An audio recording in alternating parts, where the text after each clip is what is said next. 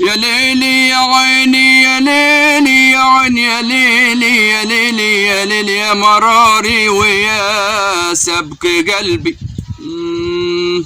ده انت مش مرتاح يا بهارون، حتى زرعتك طالعة بايظة من دول الناس.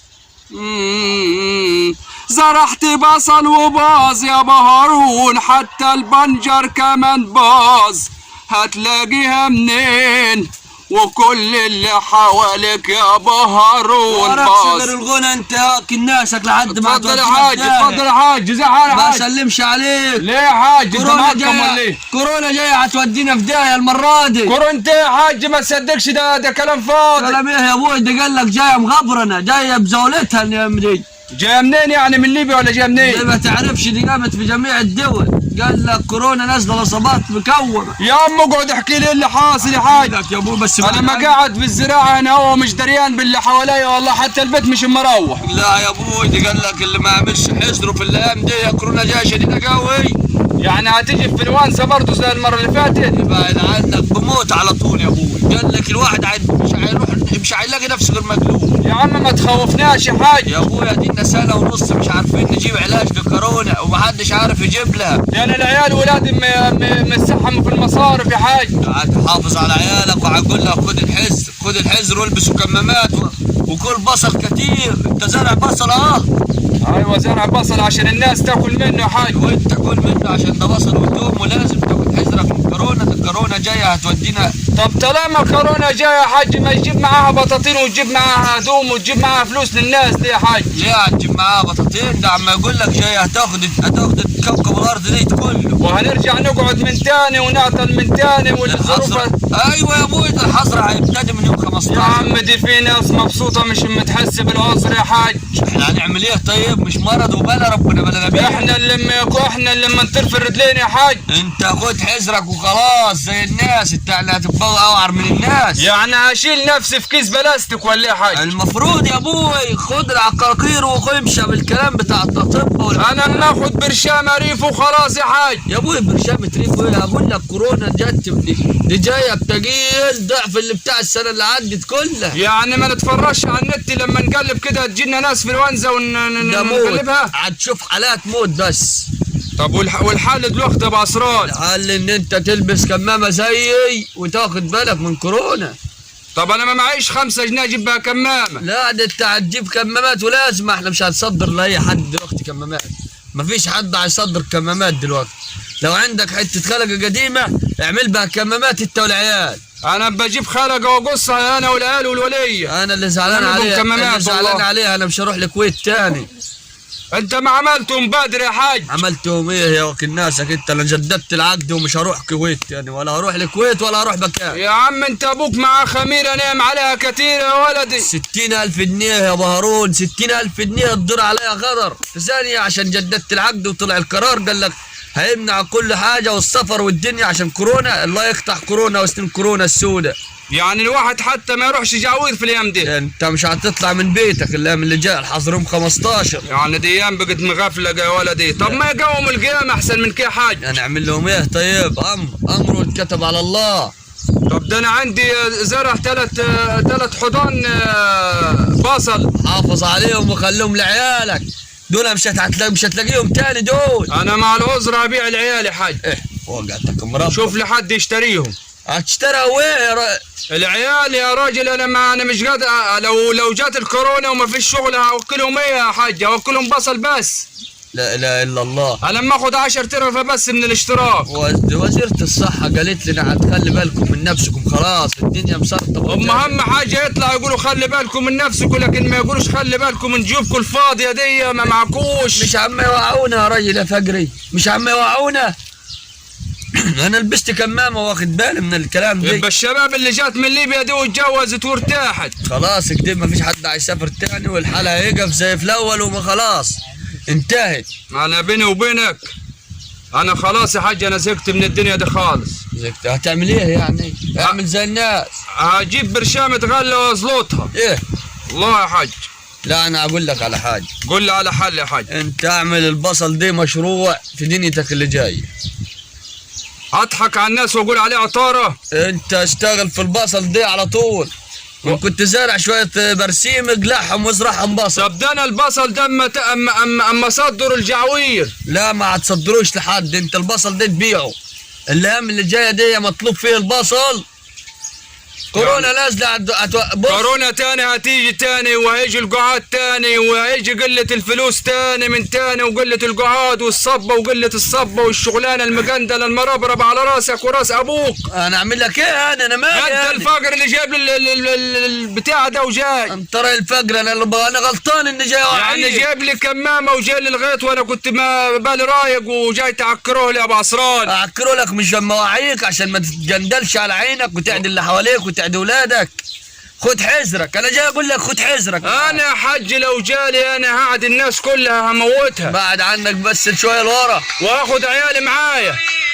عمرنا على دكتور للبهايم، عندي بهيمه عيانه. اوعى يكون جالها كورونا، بيبدا بالحيوانات الاول. دي البهيمه دي يا حج جرت بها على 3 دكاتره. ايه ما احنا عم نعمل زي في الصين هياكلوا العقارب والحنوشه وفي الاخر قال لي اعمل لها حمل مجهري. ايه هي دي؟ البهيمه مالها؟ كل ما تيجي تحمل تسقط. ايه في الاخر راح قالوا لي عاملين حمل مجهري، تجيب العدل وتاخد منه السائل المنوي يا ابوي كيف الجاموسه تعمل لها حقن مجهري؟ الجاموسه دلوقتي جاموسه جاري انا جابت عدلين. جابت عدلين ولده واحده ومبسوط ومش عايز حاجه يا حاج. ازاي يا ابوي دي؟ زلطتهم زلطه حتى ما شقتش عند دكتور ولا حاجه يا حاج. الجاموسه هيشقولها يا ابو هارون، ما تتكلم كلام عاقل. ده انا حضرت كذا شقة. انت بقى ما درتش بشق البهايم ولا ايه؟ ما عرفتش الكلام دي. لا يا ابويا لازم البهيمه تشق دلوقتي وما تولد بجلوكوز لا تعالى حكينا على حوار الجاموسه، تعالى نقعد هنا. ماشي يا حاج، تعالى يا حاج. تعالى انا سويت ربنا ساتر. بعد عني بعد عني بمتر. حاضر يا حاج. اقعد انا فقري. وقال لك ايه الدكتور على الجاموسه دي؟ الدكتور ده انا رحت بقى عند كذا دكتور يقول لي دي حامل كل ما تحمل تسقط. الجاموسه وقعتك مربربه. امال انت تفكر الكورونا بس؟ امال ايه؟ الجاموسه يا اخوي كل ما اروح لدكتور يقول لي دي عايزه حمل مجهري. وقعتك مربربه. عرضني كنت ادخل الطوره دي في راسه. كيف يا دكتور؟ البهيمه توجعت قدامي، رحت دخلت عليها الحوش. مالك؟ عملت أيوة يعني طلبه العدل. سقطت. اما تقول لي ده انا سقطت، ما سقطت. هتفهم الجاموسه انت؟ ايوه لما ده 10 سنين يا حاج. وقعتك. وبعدين كمل. رحت ما خدتش ولا اديت، رحت جيت الجحش جنبي. قلت له مالها الجاموسه ما انت قاعد معاها، مش تقول لها مالك؟ اي راح عمل انت كمان هتكلم العيد؟ اما اكلم العيد ايوه. قال لي دي تعبانه ادي لها 5 ايام. اما تتوجع من بطنها. رحت للدكتور شعبان عبد الرحيم بتاع ابو قرقاص. ودي ماله دي ومال البهايم دي؟ ده اشهر دكتور حمل مجهري. واو رحت قلت له الجاموسه دلوقتي اما تتوجع في الليل ومش اما تنام وما تتمشى يا دكتور في الحوش. قال لي ده الدكتور ده الجاموسه دي عندها المعزه المشمشيه ببطنها. دي كيف دي المعزه المشمشيه دي؟ ده مرض جديد ده. مرض جديد ايوه زي كورونا. يعني كورونا صدقناه مش هنصدق. قال لي كل ما العدل ينط عليها ما تربطش. الجاموسه وقع مربربه. ايام مقندله. دي مقندله على الفقير اللي زي حالتي بس يا حاج. يعني راجل مبسوط الجاموسه بتاعته تولد عدلين وانا مش لاقي حتى ضفر عدل. طب قول لي حصل ايه بس في الجاموسه؟ ورحت عند الدكتور قال لي دي عايزه حقنه ب5000، حقنه تثبيت العدل. الجاموسه هتولد عدل؟ تثبيت العدل ببطنها. انا اعرف ان الجاموسه هتجيب بطش، تجيب عدل ازاي انت؟ الجاموسه جاموستك غريبه انت. ما انا نططت اتغبيت ونططت عليها بطش بتاع عدل بقره. قلت عشان عايز ابيض شويه مبلل، لان الجاموسه سمرة عندي وانا كرهت اللون الاسمر يا حاج. طب بيعها وهات لك ولما انت عينك في العجول ما بعتش البقره الجاموسه دي واشتريت لك بقره ليه؟ دي الجاموسه دي الوحيده اللي سابها لابويا. وبعدين يعني سابها لك ابوك تعمل فينا كده؟ قال لي دي سمره بس ما تنتش كتير. ايوه ايوه ايوه ايوه وعافيه ومسكينه. طب وحكايه حقن المجهر دي عملت ايه فيه؟ رحت اتفقت قال لي انا هاخد منك 10000 في الحقن المجهري؟ في الحمل المجهري. الجاموسه يا ابوي ما تمناش 10000. ده هو قال لي هعملها لك، هعمل لك العمليه دي في جعوير مخصوص في تكييف وفي تكييفات وحاجات وطلب مني علاج. ايوه كمل. المهم خلصت معاه وقلت له انا عايز عدل مبلغ ويكون فيه نكشه بيضه. ده كمان هيختار اهم يرن عليا يا حاج. دكتور ولا هو ايه؟ دكتور يا حاج. اتكلم. ايوه السلام عليكم يا دكتور. ايوه الجاموسه والله توجعت كتير النهارده. جاموسه وهتولد عد. دلوقتي انت جهزت اوضه العمليات يا حاج؟